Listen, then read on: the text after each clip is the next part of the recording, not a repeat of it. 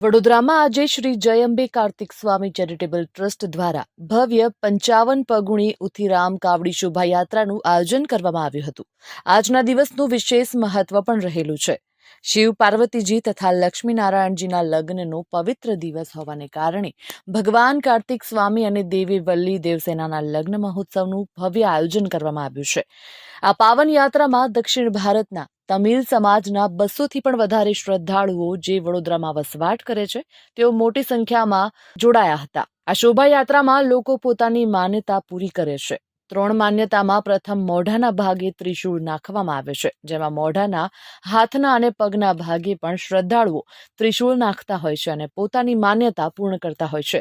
આ શોભાયાત્રા સુરસાગર તળાવથી શરૂ થઈ અને શહેરના વિવિધ માર્ગો પરથી પસાર થઈને જય અંબે કાર્તિક સ્વામી મંદિરે પહોંચી હતી.